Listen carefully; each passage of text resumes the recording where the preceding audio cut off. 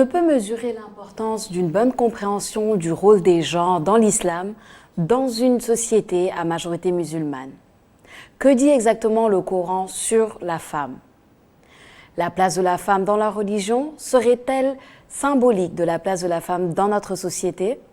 C'est une question que nous tenterons d'approfondir aujourd'hui. Chers téléspectateurs, bienvenue dans Idées, votre émission où nous menons des débats de fond sous la bonne forme. Aujourd'hui, nous avons le plaisir de recevoir Dr Céliba. Docteur, vous êtes sociologue, diplômée de l'UCAD. Vous êtes enseignante-chercheuse, fondatrice de votre cabinet de consultance sur les questions en genre. Actuellement, vous êtes chargée des programmes à la Fondation Heinrich Böll.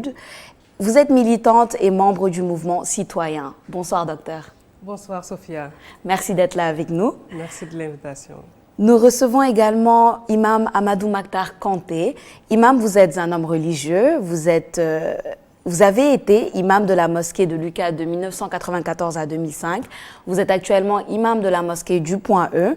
Vous êtes également écrivain et conférencier. Auteur du livre Islam, Sciences et Société, publié en 2018 des éditions L'Harmattan. Bienvenue Imam, merci d'être là. Bienvenue, je suis très content de répondre à votre invitation et de pouvoir échanger sur ce thème très important et aussi de le faire avec Dr Céli, je sais qu'il connaît bien, qu'il travaille beaucoup sur ce dossier-là. Je n'aime pas souvent qu'on me qualifie d'homme religieux. Ah. Je préfère le titre d'imam qui est une fonction. D'accord. Par contre, homme religieux, femme religieuse, je pense que c'est une question personnelle et privée. La distinction est intéressante, vous nous en direz plus tout à l'heure, c'est sûr. Rentrons justement dans le vif du sujet par rapport à la place qu'occupe la femme dans notre religion qui est l'islam. On le sait bien que l'islam est souvent sujette à travers le monde de plusieurs idées reçues et de plusieurs interprétations quotidiennes que font les êtres humains. Vous qui êtes imam, comment est-ce qu'on arrête justement ces interprétations et qu'on revient sur la doctrine même et ce que dit l'islam en tant que religion et le Coran en tant que livre saint? Bien, c'est normal, je trouve, qu'il y ait un débat autour du statut de la femme, pas seulement par rapport à l'islam.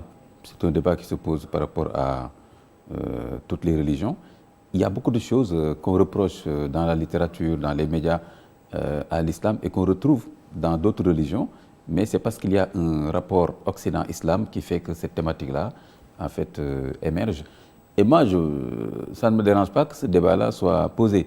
L'essentiel, c'est qu'on puisse le poser de façon, je peux dire, objective, n'est-ce pas, et qu'on en discute. En tout cas, par rapport aux références de l'islam, je me dis que quand on regarde la direction que l'islam a imprimée au statut de la femme, on peut se rendre compte qu'il y a une dynamique positive qui s'est installée. Maintenant, il a pu y avoir, n'est-ce pas, historiquement parlant et culturellement parlant, des difficultés par rapport au statut de la femme. On pourra revenir sur ce sujet-là, mais je donne l'exemple que le premier laboratoire, je peux dire, laboratoire d'expérimentation des transformations que l'islam a proposées à partir de la révélation du Coran et des enseignements du prophète, on sait ce qu'était le statut de la femme arabe. Et donc, quand on regarde objectivement cela, ce que certains intellectuels ne font pas, et je trouve dommage qu'ils ne le fassent pas, on voit une dynamique positive de transformation. Donc, on peut déjà se dire, on peut faire confiance à l'islam sur la question du statut de la femme parce qu'il faut voir un peu la situation de référence, entre guillemets. Oui. On trouvait des filles enterrées vivantes. La référence est même dans le Coran. Moi, j'avais du mal à y croire. Si je ne l'avais pas trouvé dans le Coran, je m'aurais dit, mais est-ce qu'en fait, ça s'est vraiment passé comme ça? Mais le Coran le dit, quand on demandera à la fille enterrée vivante, est-ce que c'est un péché d'être une fille? Le Coran le dit, donc moi je me dis, voilà, c'est une réalité qui était là. Mais ces maltraitances de la femme ne se limitaient pas en Arabie. Comme j'ai dit, l'Arabie était le premier terrain auquel l'islam s'est confronté pour le transformer. Et cette femme-là qui n'avait aucun droit, n'est-ce pas, qui était un objet, on pouvait hériter la femme de son père, on pouvait la maltraiter, elle n'avait pas la parole en public, elle n'avait aucun droit, elle n'avait que des devoirs, etc., etc. Et l'islam a imprimé un changement révolutionnaire. pas une réforme cosmétique, n'est-ce pas? Et après, on a vu émerger une nouvelle société avec l'empreinte de l'islam, où les femmes, n'est-ce pas, devenaient des personnes, n'est-ce pas, à part entière, et qui avaient un statut, qui avaient des droits, des devoirs. Et on a même vu que l'évolution historique a donné un statut de la femme musulmane qui était en avance sur certaines questions par rapport même à l'Occident qui prétend avoir amélioré la situation de la femme, ce qui est vrai quand même dans une certaine mesure. Les femmes musulmanes, quand elles ont commencé à avoir le droit de gérer leurs biens propres, même dans le cas du mariage, en ce moment en Europe, la femme n'avait pas le droit d'avoir des biens propres, etc. Donc c'est pourquoi j'ai dit, je termine là sur cette introduction-là en disant que je ne suis pas frileux sur la question, on peut en parler et ensuite voir ce que ça donne. Il faudrait maintenant donc partir déjà de cette situation avec cette dynamique qui est là, et ensuite il faudrait voir maintenant historiquement et culturellement qu'est-ce qui explique, n'est-ce pas, que le statut de la femme puisse poser problème et dans quel contexte ça se fait, n'est-ce pas, et de ce point de vue-là, il faut retenir que dans l'islam, il y a des prescriptions qu'on appelle mutasabit qui ne changent pas parce qu'il y a des références qui sont telles que ces prescriptions ne changent pas, mais il y a aussi, n'est-ce pas, une dynamique de changement qui est possible. Ça aussi, il faudrait qu'on en discute. Effectivement, vous touchez des points fondamentaux de notre question sur votre introduction. Par exemple, le changement de la par exemple, le changement du statut de la femme par le Coran comparé à le monde pré-islamique. En même temps, il y a une certaine dichotomie en fait entre la gérance même des affaires de la femme qui était un peu en avance en Occident que à travers justement les populations islamiques, peut-être qui portent à confusion par rapport au statut que porte l'islam pour la femme. Et on pourra approfondir cela parce que je pense que ça mérite une explication claire pour que les gens puissent comprendre et ne pas être confus par rapport à ces deux choses-là. Mais docteur Céliba, justement, s'éloigner des interprétations et des idées reçues et revenir sur l'essence même de la place qu'offre et qu'apporte l'islam à la femme. Comment est-ce qu'on fait ça? Je pense que la femme dans la société, dans une société qui se dit musulmane, doit être en étroite relation avec la femme telle que traitée dans la religion en fait.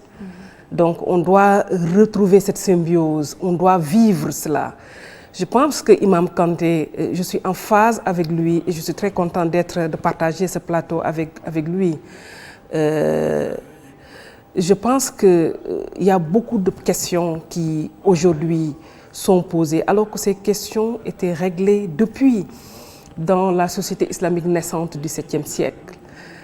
Les questions de consentement, le choix de l'époux, les femmes qui étaient associées à la parole dans des questions politiques d'importance. À cette époque, le prophète paix salut lui a tellement réformé cette société fortement patriarcale, je ne vais pas revenir un peu sur le fait la femme était considérée comme objet, a tellement réformé cette société, du coup on retrouvait les femmes pratiquement dans tous les domaines publics et privés. On retrouvait les femmes partout, vu que le travail était extrêmement important pour les hommes et les femmes dans la religion. Donc, ce processus de réforme qui a commencé dans cette société islamique naissante, malheureusement, on s'est rendu compte au XIVe siècle de l'Hégire, en tout cas, cette stagnation. Je pense que Imam parlait d'arrêt de stagnation. Et cette stagnation n'est rien d'autre, le fait que les traditions ont pris le dessus de l'éducation, de la réflexion et du savoir. Et parce qu'on a noté une décadence, en tout cas dans la plupart des sociétés musulmanes, et on a régressé malheureusement, on a fortement régressé sur le plan en tout cas du statut de la femme. Donc l'islam a été très révolutionnaire, très progressiste sur ces questions-là. Et je me dis, si on se dit musulman, je pense qu'il faudrait qu'on puisse en tout cas épouser ce qui est en tout cas des enseignements prophétiques, mais aussi du Coran. Parce que le Coran a mis en avant, en exergue, ces femmes dans tous les domaines, que ce soit dans le domaine de l'économie. On parle de Khadija, qui est la première croyante d'ailleurs, qui était une chef d'entreprise qui a employé, qui a en tout cas recruté le prophète comme paix salut sur lui comme employé. Donc ça, c'est des choses qu'on doit valoriser, parce qu'aujourd'hui on parle d'autonomisation économique. Cette autonomisation économique, je pense qu'on l'avait. En tout cas, c'était bien ressorti dans cette société naissante islamique. D'autres femmes intellectuelles, Asfa, une des femmes du prophète qu'on ne parle pas souvent, parce qu'on parle beaucoup d'Aïcha. Il y a Afsa également, qui était une grande intellectuelle, écrivaine. Aïcha, qui détenait plus de 2250 hadiths. Et là, ce qui m'impressionne à ce niveau-là, c'est que, mais pourquoi le prophète paix salut sur lui a préféré partager la moitié de la religion à cette jeune fille Aïcha qu'à ses compagnons? Je pense que c'est des questions, je pense qu'on doit poser, parce que c'est assez chargé de sens. Donc il y a plein de femmes dans les combats. On retrouvait des femmes sur le terrain. Les femmes étaient sur le terrain. Et là, je mentionne la bataille de Hout, où il y avait une femme qui était là avec ses enfants. Et on avait un homme qui avait peur de s'engager dans la bataille, et le prophète paix salut sur lui a pris l'arme pour le remettre à la femme qui l'a défendue. Donc moi je dis que c'est des choses qui doivent ressortir en tout cas, parce qu'il y a beaucoup de choses qu'on ne dit pas dans notre religion. Il y a beaucoup de stigmatisation, on met en avant beaucoup de discrimination. Et je pense qu'il faudrait que les femmes elles-mêmes puissent s'approprier de ces textes. Et je pense que ce processus a commencé très timidement. On doit davantage le renforcer. Exactement, il y a une stigmatisation et il y a une réconciliation, je pense, qui doit être faite par rapport à non seulement les femmes musulmanes, la compréhension de ce qu'elles représentent, en général, de manière générale dans le Coran, et surtout des droits et devoirs. Et revenons justement sur les droits et devoirs, Imam Kanté. Que dit la charia islamique sur les droits et les devoirs des hommes comparativement à ceux de la femme, concrètement? Alors, ce n'est pas une question facile quand on la pose comme ça de façon générale, mais ce qui est important, c'est le principe même de cette distribution des droits et devoirs, de cette affectation des rôles, justement que le courant féministe, je pourrais dire un peu sous la houlette de la pensée occidentale, parce que peut-être qu'il peut y avoir d'autres expressions du féminisme.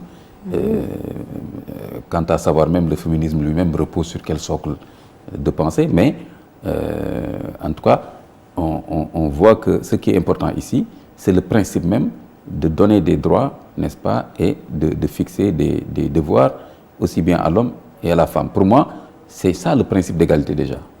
Et c'est ça qui n'existait pas déjà dans la société arabe, où effectivement la femme n'était pas un sujet de droit.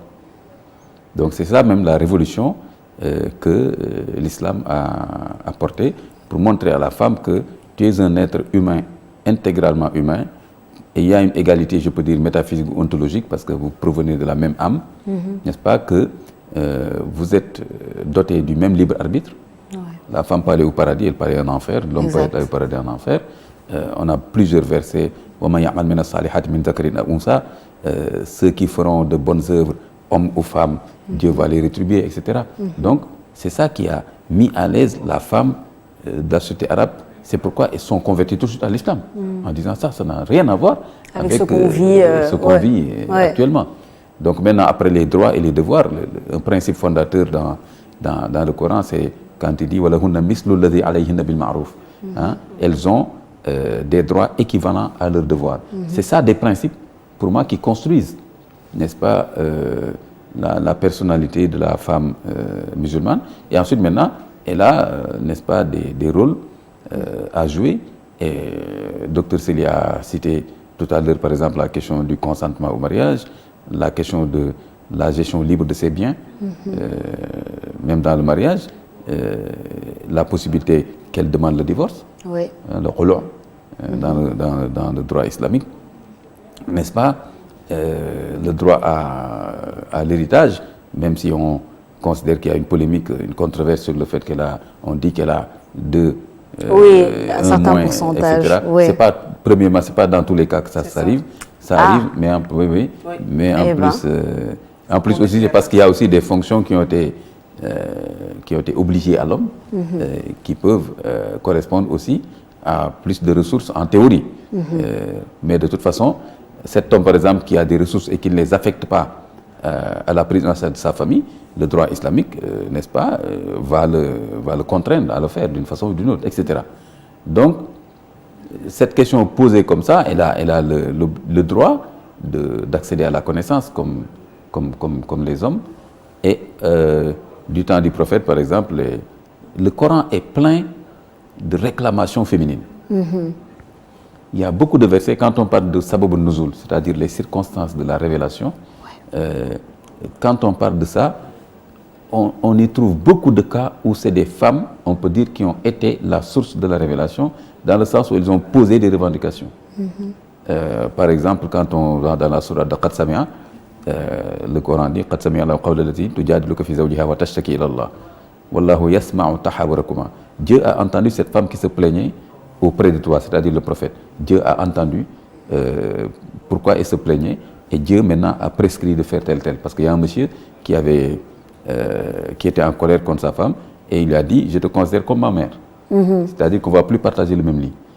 La femme en pleurs est partie dire au prophète, c'est ce monsieur qui a usé mon corps pendant des années, à qui j'ai donné je ne sais pas combien d'enfants. J'ai tout fait pour lui. Aujourd'hui, il dit qu'il me considère comme sa mère, etc. Il dit au prophète, qu'est-ce que tu fais pour me défendre? Et le prophète n'avait pas la solution, parce qu'il n'avait pas la solution juridique. Tout à fait.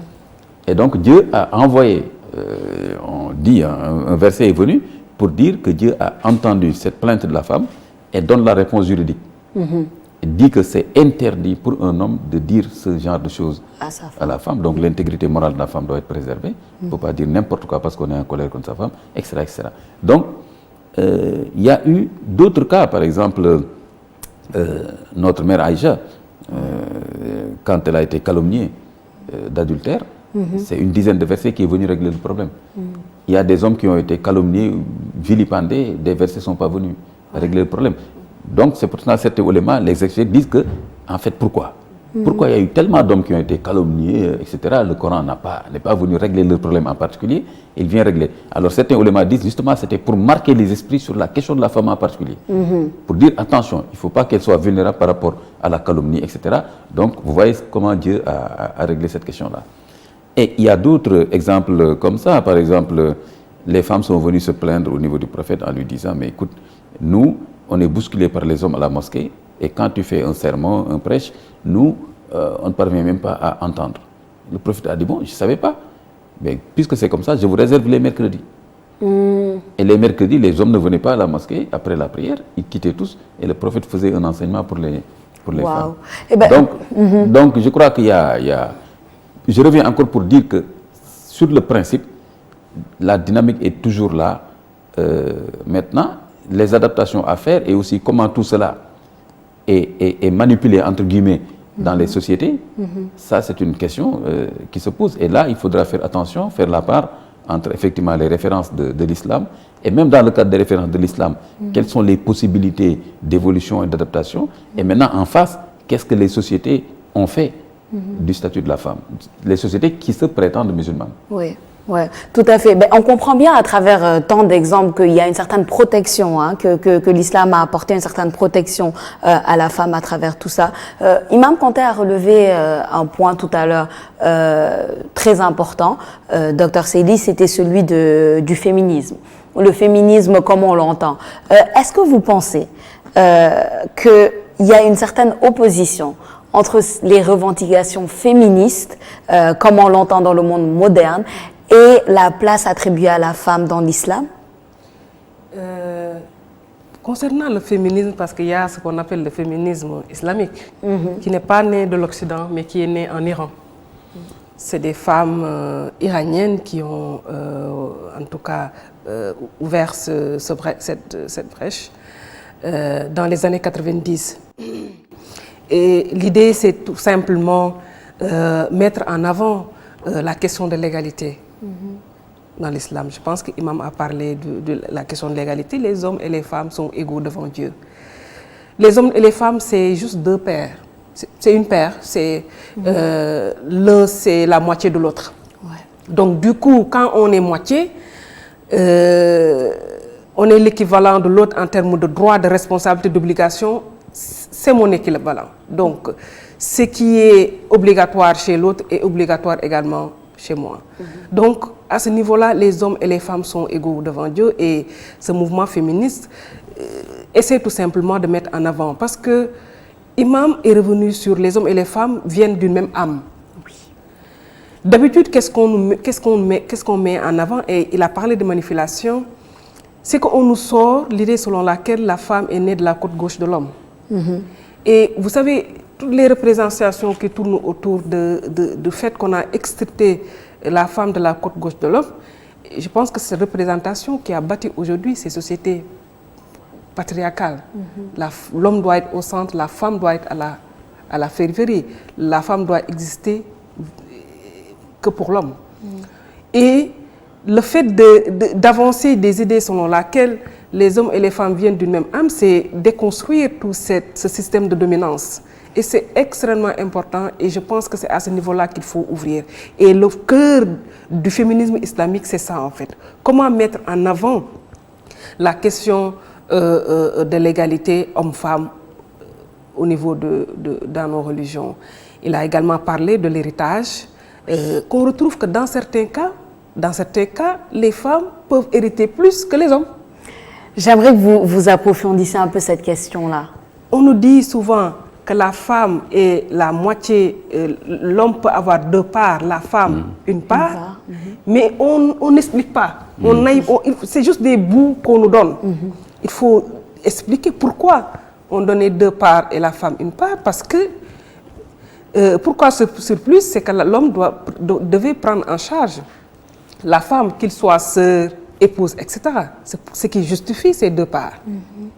Maintenant, on peut être et d'habitude, dans ce format-là,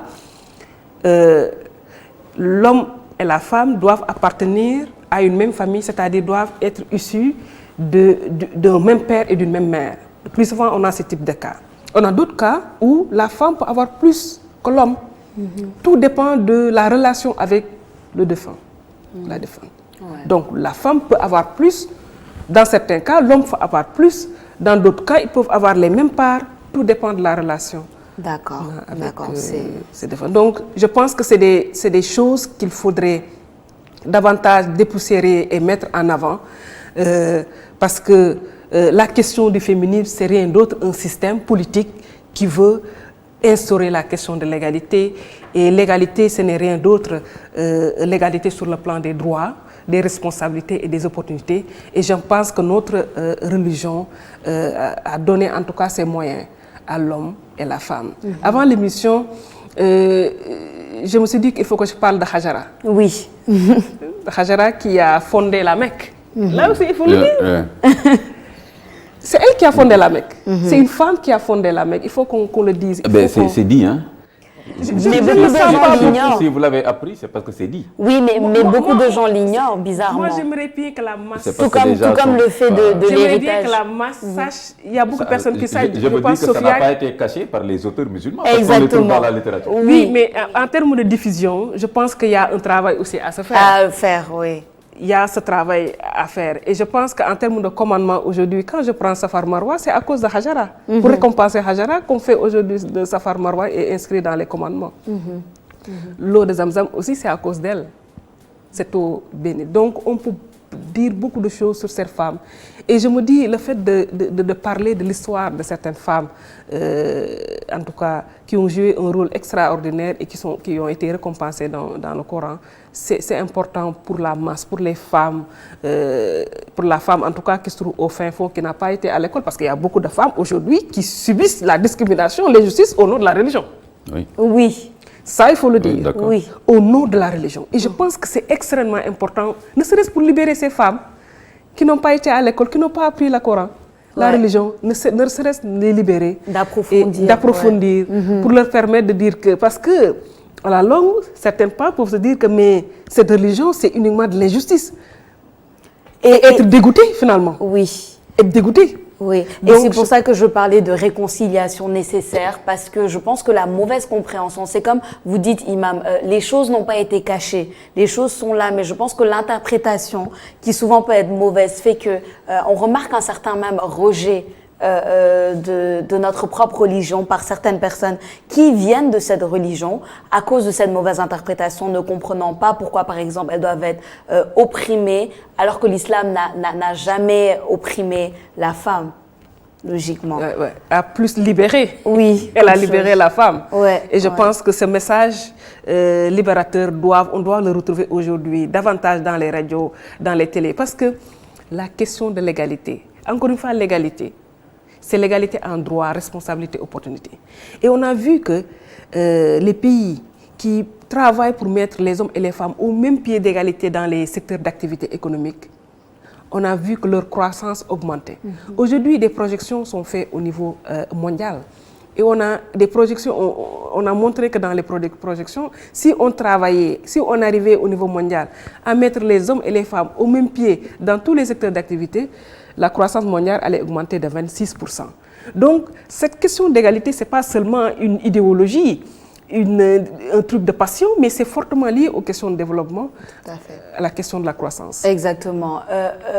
Imam Kanté, on parle d'histoire, on parle de faits qui relatent aujourd'hui notre réalité, de faits passés qui expliquent notre réalité aujourd'hui.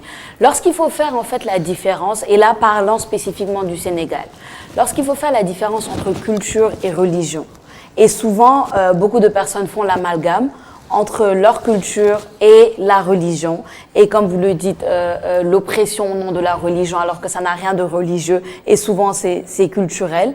Comment est-ce qu'on tire la sonnette d'alarme, selon vous, pour faire comprendre que certains faits sont plus culturels que religieux, surtout au niveau de la place qu'occupe la femme dans notre société ici au Sénégal? Oui, il faut beaucoup plus de sensibilisation et de clarification par rapport à cette confusion qui peut être entretenue dans les sociétés. Mais ce n'est pas un phénomène spécifique au Sénégal. Si vous prenez la question raciale ou bien d'autres questions, vous voyez, même ces sociétés occidentales n'ont pas réglé ce problème. On voit tous les jours des sorties n'est-ce pas, de l'extrême droite, comment il est en train de progresser en Europe, alors qu'on pensait que c'était des pays de progrès, de modernité, et que ça va toujours vers l'avant, en qualité, ce n'est pas toujours vrai, etc. Donc, la question des droits de l'homme, on voit, ça fait des zigzags, c'est pas tout le temps, ça va pas tout le temps en avant. La question aussi du féminisme islamique, entre guillemets, la difficulté qu'elle peut poser, la méfiance qu'elle peut poser, c'est que les penseurs musulmans redoutent un mimétisme, n'est-ce pas, et une uniformisation des sociétés sous la houlette du modèle occidental. Et pour nous, les penseurs musulmans, etc., nous ne sommes pas très sûrs que le modèle occidental est un modèle, permettez-moi de me répéter. Oui. Donc, c'est une question aussi extrêmement importante à poser.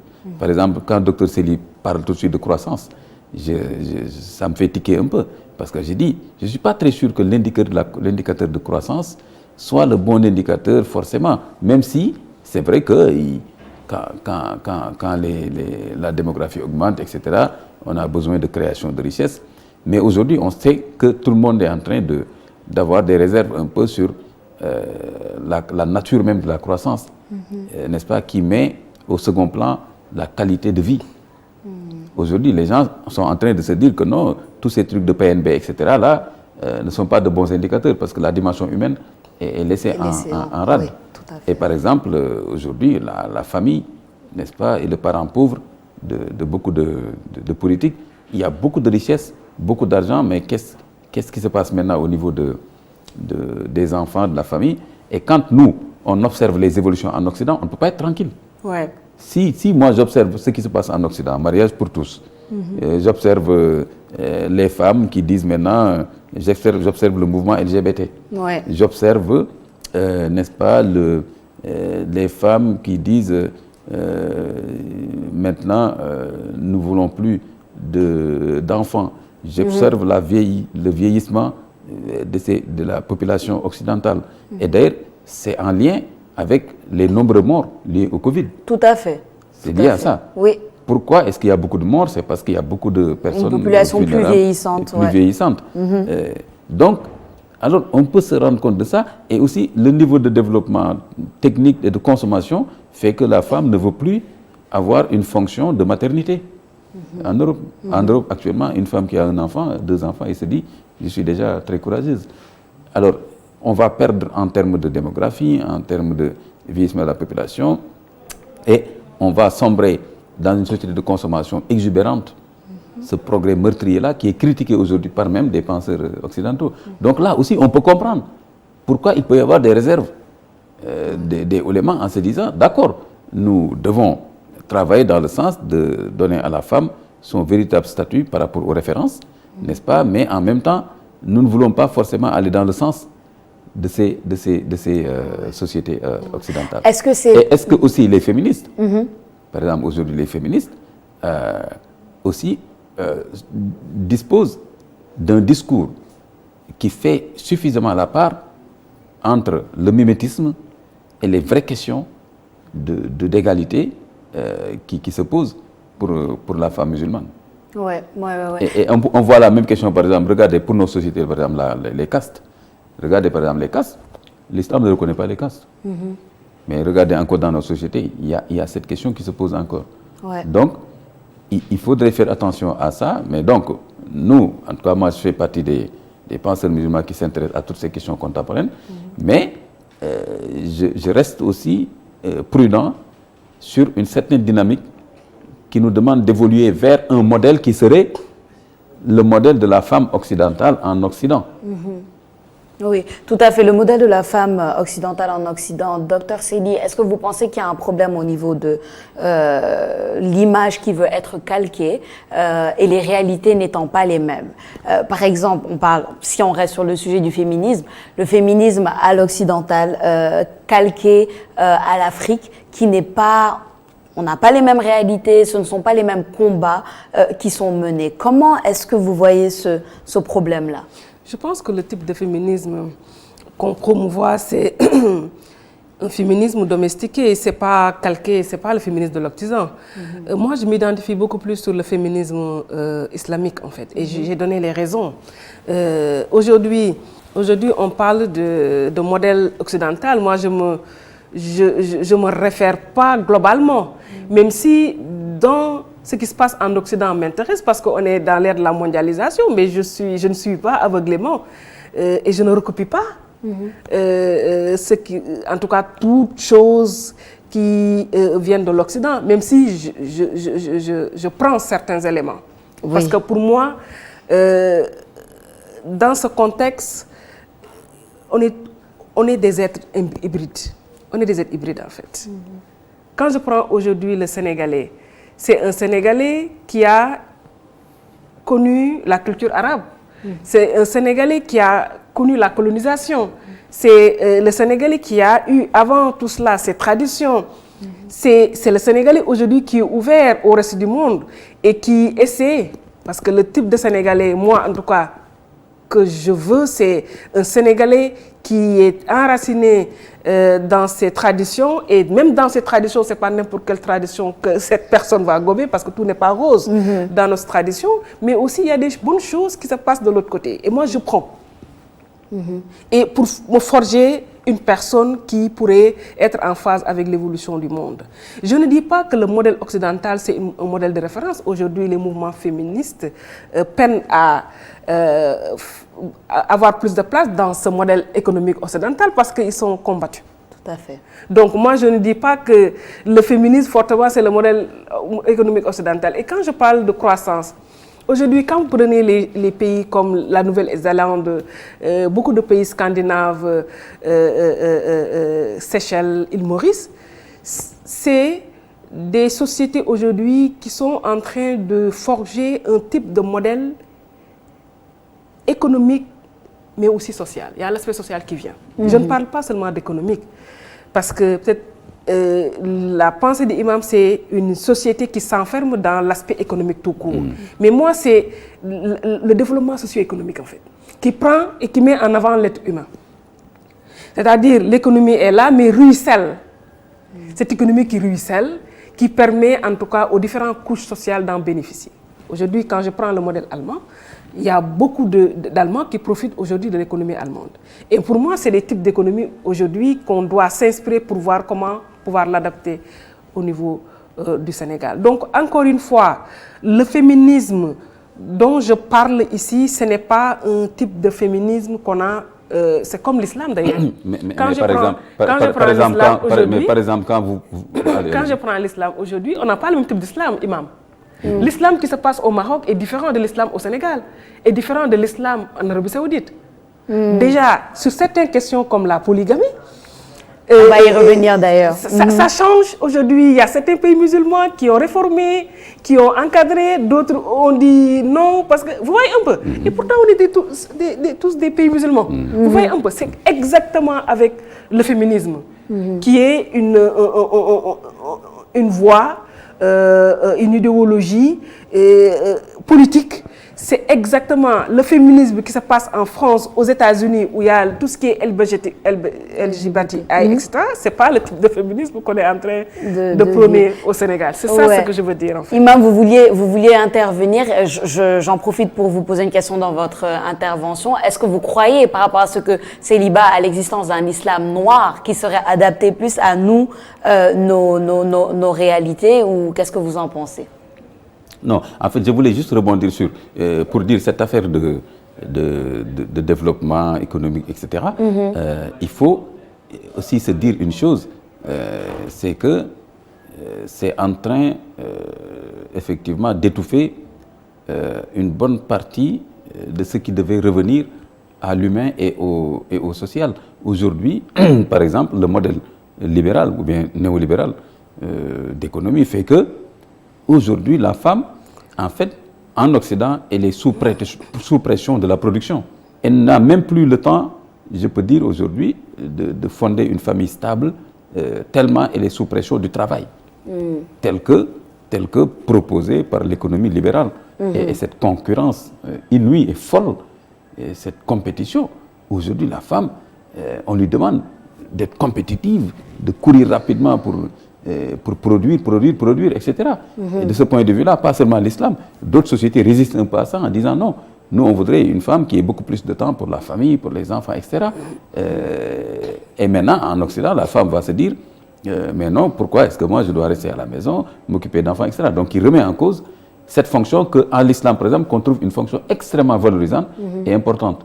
Alors, mais cette remise en cause se fait aussi par les femmes actuellement ici au Sénégal. Oui. Des femmes très carriéristes, très... dommage, ce n'est pas une bonne dynamique pour moi, par exemple. Pas une bonne dynamique, parce que justement, on produit, d'accord, moi je dis, on va produire pourquoi, finalement? Et regardez aujourd'hui, les plus grandes sociétés qui produisent le plus ne sont pas les plus heureuses. Ne sont pas forcément les plus heureuses. Maintenant, donc, il faudrait trouver cet équilibre-là, n'est-ce pas, entre cette quantité-là dont on a besoin et aussi la qualité humaine. Moi, je me rappelle quand Jacques Chirac faisait sa campagne, je pense, il y a quelques années, il avait proposé, n'est-ce pas, que les femmes, par exemple, qui ont des enfants puissent recevoir des primes, rester à la maison 3 ans, le temps de prendre en charge les enfants, etc. Ça a fait un tollé, mais pas mal de femmes étaient d'accord. Et pour dire qu'aujourd'hui, même en Occident, certaines femmes n'osent pas dire « nous ne voulons pas de ce modèle féministe, Ouais. de ce productivisme où on nous demande juste d'être des gens capables de produire même plus que les hommes. Et aujourd'hui, ce qui fait que tout ce développement-là de crèche et tout, moi, pour moi, ça peut sembler être un progrès, mais je doute. Est-ce que c'est vraiment un progrès? Moi, j'aimerais bien voir beaucoup plus une femme avec ses enfants que les enfants, des milliers d'enfants dans les crèches. Dans les crèches. Chaque fois, j'ai pitié des enfants dans les crèches là. On les met là-bas, on les entasse là-bas dans les crèches. On leur met des numéros. Oui, on les entasse là-bas. On entasse les vieilles personnes dans les établissements. Non, mais c'est intéressant de voir ça comme ça. Je vois un peu ce problème. Et donc, cette femme-là, on lui demande, par exemple, on lui demande de ne pas être en grossesse quand elle veut vraiment avoir un certain boulot. C'est vrai. Et quand elle est enceinte, vraiment, elle a des difficultés. Parce qu'on lui dit, tu vas faire ton boulot, mieux vaut faire beaucoup de contraception pour ne pas avoir trop d'enfants. Donc finalement, c'est plus ce modèle-là est plus difficile pour la femme. C'est ça. La femme ne se retrouve pas dans ce modèle du coup. Voilà, ce modèle-là. Mais donc, à qui la faute? Je trouve que même les femmes occidentales souffrent avec ce modèle, mais n'osent pas aller à l'encontre de cette pensée néolibérale. Si, je pense que la revendication féministe... Est-ce que je reviens sur le modèle de l'islam noir? De l'islam. Oui, on va aller sur l'islam noir, sauf si vous voulez juste intervenir rapidement. Quelque chose. Oui. Tu sais, ça fait partie également des revendications féministes. Parce qu'on est dans un système qui ne prend pas en compte les préoccupations de la femme, donc ce système de production. On a parlé de crèche, parce que le travail, que ce soit dans le Coran, dans la vie de manière générale, c'est important pour l'homme et pour la femme. Le travail est important pour l'homme et pour la femme. Et moi, je me dis que Imam, moi, je me dis... Ça dépend de la qualité du travail. Dans ce système, et de la nature du travail. Dans ce système de production, je pense qu'il faudrait prendre en compte les besoins spécifiques de la femme. Alors que ce système qui n'est pas... Aujourd'hui, on a un système qui n'a pas un visage humain. Qui n'a pas du tout, c'est juste le système néolibéral, etc. Et heureusement que quand je vois certains pays comme l'Allemagne, où tu peux avoir un congé de maternité d'une année, aujourd'hui au Canada, aussi. Et vous êtes payé, etc. Ils sont en train peut-être de se rattraper. Mais qu'est-ce que ça fait pour l'entreprise? Est-ce que c'est productif pour l'entreprise? Oui, mais ils ont pris peut-être des mesures, c'est des pays développés, etc. C'est ça. Et vous allez aujourd'hui aux États-Unis dans des grosses boîtes, mais vous avez des centres d'accueil au rez-de-chaussée pour les enfants. Aujourd'hui, la femme qui travaille peut amener son bébé, le déposer au rez-de-chaussée parce qu'il y a tout un ensemble d'organisations. Le fait que l'enfant est proche de la mère, tu montes, à l'heure de l'entraînement, tu descends pour l'allaiter. Donc, je me dis que c'est juste des ajustements que nous pouvons faire pour rapprocher davantage de la mère de l'enfant. Oui. Imam, vous aviez l'air pas d'accord quand Dr Seliba a dit que le travail était aussi important pour l'homme que pour la femme. Pourquoi vous n'êtes pas d'accord avec ça? Ça dépend de ce qu'on appelle travail. C'est-à-dire que la femme, effectivement, peut exprimer ses compétences dans tous les domaines de la société. Mais la fonction de maternité et d'éducation, surtout au bas âge de l'enfant, ne doit pas être le parent pauvre de ce travail-là de la femme. Et ce n'est pas la même chose pour l'homme. Il y a pour moi un principe de féminité, un principe de masculinité qui fait que l'homme, il y a certaines choses que l'homme, même si on pense que c'est construit, ne peut pas apporter à l'enfant, surtout à bas âge.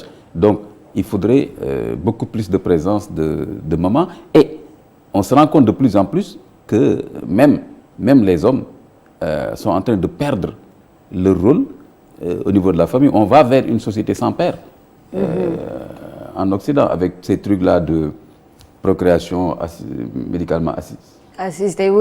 Oui. Mais tout ça, c'est la dynamique. C'est la dynamique occidentale. Elle est inséparable de ce genre d'évolution. C'est pourquoi il faut faire très attention.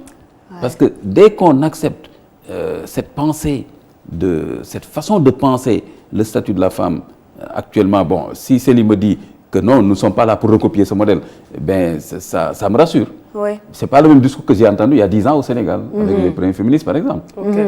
Voilà, d'accord. Il y a une meilleure compréhension maintenant de, comme vous l'avez dit tout à l'heure, prendre ce qui est bon et ce qui est adaptable à nous et laisser le reste qui nous ramène en arrière. Mais justement, et pour ce qui est adaptable, justement, c'est adaptable à quoi? Cela veut dire que donc il faut bien qu'on revienne à nos propres références. Tout à fait. Et qu'on définisse notre propre vision d'une société, d'une famille, etc. Ce qui n'est plus la même chose que en Europe aujourd'hui, où la notion de famille même est mise en cause. Oui. Vous êtes d'accord avec moi? Oui, je suis d'accord. À ce point-là, ça ne peut pas nous correspondre. Oui, oui, tout à fait. Peut-être rapidement revenir sur l'existence de l'islam noir, comme on l'avait annoncé tout à l'heure, selon vous. Tout dépend. C'est Vincent Montet qui a dit cette affaire d'islam noir parce qu'il a vu les pratiques culturelles. Mais pour moi, c'est le principe qui est important. Il n'y a pas d'islam blanc, noir, jaune. Il y a un islam qui est tout le temps en tension avec la culture des populations qui l'adoptent. Si vous allez en Indonésie, si vous allez au Maroc, si vous allez en Arabie Saoudite, si vous allez au Sénégal, par rapport aux traditions et à l'histoire de ces pays, effectivement, il y a des pratiques islamiques qui ne sont pas les mêmes. La prière ne va pas changer quand même. Oui. On ne va pas vous dire en Indonésie que nous, on ne va pas gêner parce qu'on est des Indonésiens. Mais vous allez voir des pratiques culturelles qui leur sont propres. De la même façon en Égypte, de la même façon, etc. Donc, il n'y a pas de problème à ce niveau parce que cette dimension de l'universalité de l'islam fait que cette question peut être réglée. Toute tradition qui ne heurte pas le dogme de l'islam, de l'unicité de Dieu, n'est-ce pas, qui ne remet pas en cause, n'est-ce pas, des vertus cardinales de l'islam, fait partie de la richesse de l'humanité. Donc, ce n'est pas pour rien que Dieu lui-même a voulu de la diversité. Si Dieu voulait que tout soit le même, il n'y aurait pas cette diversité. Donc, il ne faut pas avoir peur de cette diversité. Et le verset du Coran dit que dans la différence de vos langues et de vos peaux, il y a des signes de Dieu. Donc, la diversité est un signe de la puissance créatrice de Dieu qui veut cette diversité. J'ai fait de vous de plusieurs peuples, etc., pour que vous vous connaissiez. Donc, la diversité, au lieu d'être source de peur, parce que le racisme, tous ces trucs-là, c'est la peur en fait. Et l'ignorance qui fait le lit de tout ça. Mais le Coran dit pour que vous vous connaissiez, c'est-à-dire pour que chacun découvre chez l'autre quelque chose d'autre. C'est ce que le Coran dit. Donc, il n'y a pas un islam tel, mais il y a un islam universel avec ses principes. Et il y a maintenant les pratiques culturelles. Je ne suis pas toujours d'accord, comme disent par exemple, je me méfie souvent des termes réalité. Nous avons nos réalités. Moi, je me dis tout le temps, les réalités, c'est quoi? Il faut dire, il y a quelque chose qui est en vigueur, qui est en cours. Il y a des pratiques qui sont là et qu'on peut changer. Donc, je me méfie souvent qu'on dit, bon, ben, il y a des réalités, il faut les respecter. Donc, même si c'est des réalités injustes, on dit, ben, elles sont nos réalités. Donc là, l'islam n'est pas dans cette dynamique. Parce que l'islam a changé des réalités qui étaient en Arabie. Tout à fait, tout à fait. Donc, pour moi, l'islam noir, l'islam indonésien, l'islam sénégalais, ça ne tient pas. Mais maintenant, la créativité, la diversité est une dimension de l'islam. Il y a par exemple dans le droit islamique ce qu'on appelle al-urf, la coutume. S'il n'y a pas une référence qui tranche une question dans le Coran ou bien dans les enseignements du prophète, les juristes musulmans tiennent compte de l'urf. C'est-à-dire ils vont observer la pratique locale.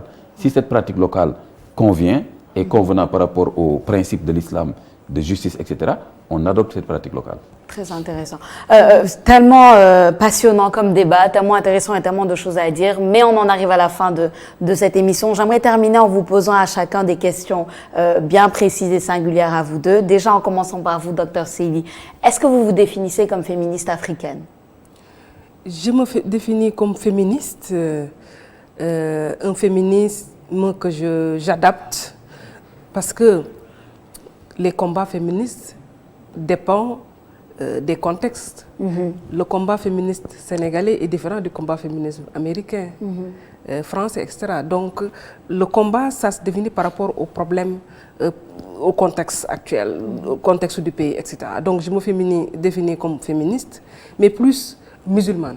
Parce que je travaille sur la question maintenant plus depuis 2007. Je me suis intéressée à la question. Et du coup, je me suis dit, notre religion fait partie des religions révolutionnaires, progressistes, aussi féministes. Et c'est pourquoi aujourd'hui je parle de féminisme musulman, même si c'est des Iraniennes qui l'ont créé, mais moi je me retrouve. Je me retrouve là-dedans. Et la question de l'égalité homme-femme est au cœur de ce féminisme musulman. J'aimerais bien peut-être préciser juste quelque chose. Aujourd'hui, quand on parle de travail, les femmes doivent aller travailler. Maintenant, c'est à nous, société, de réfléchir sur quel type de modèle de société on doit bâtir par rapport à ces mutations en cours, pour permettre l'homme et la femme de travailler et ne pas seulement attribuer à l'éducation des enfants aux mères. Je pense que les pères ont un rôle à jouer dans l'éducation des enfants. Je pense que c'est des types d'organisation, d'adaptation, je pense qu'il faudrait faire un niveau interne pour ne pas... Ça ferait bien l'objet d'une autre émission, en tout cas, l'éducation des enfants. Pour ne pas qu'on puisse perdre beaucoup de choses, parce qu'actuellement, on est en train de perdre beaucoup de choses, parce que tout simplement, on ne sait pas où est-ce qu'on va, quel type de modèle de société voulons-nous. Tout à fait. Voilà quoi. Tout à fait. Peut-être la dernière question pour vous, Imam Kanté. Au début de l'émission, vous avez spécifié que vous n'aimez pas qu'on vous attribue le qualificatif d'homme religieux. J'aimerais bien savoir pourquoi. Pourquoi? Parce que déjà, c'est lui qui est là, qui se définit et qui assume je suis féministe musulmane. Exact. Je ne vois pas en quoi je suis plus religieux qu'elle, parce qu'elle se définit par rapport à la religion. Tout à fait. Donc, je me méfie de ce terme-là. Il n'y a pas des religieux et des non-religieux. Et d'ailleurs, en général, excepté un peu la pensée, je peux dire athée occidentale, qui est même minoritaire, quelque part. Mais, en fait, toute personne, quelque part, a une dimension religieuse. Une dimension transcendantale, une dimension de méditation, etc., qui ne vit pas que de pain. L'homme ne vit pas que de pain. Mais même si on vient carrément maintenant dans l'islam, il n'y a jamais eu cette différence entre homme religieux et homme non religieux. Ça n'a pas de sens. Wow. Par exemple, on sait, c'est un musulman, c'est une musulmane, c'est ça qu'on sait. D'accord. Muslim, muslima, mu'min, mu'mina. Quand on regarde par exemple le verset de la parité, ce verset qui dit Innal mu'minina wal mu'minat wal qanitin wal qanitat. Ce verset de la parité. Tu vois? Ça, c'est le verset de la parité. C'est le verset de la parité. Exact. C'est le verset de la parité. Même si la parité politique, juridique, j'ai quelques réserves, mais là, ce qui m'intéresse ici, c'est la parité ontologique. Tout à fait. Et ça, c'est important. Oui.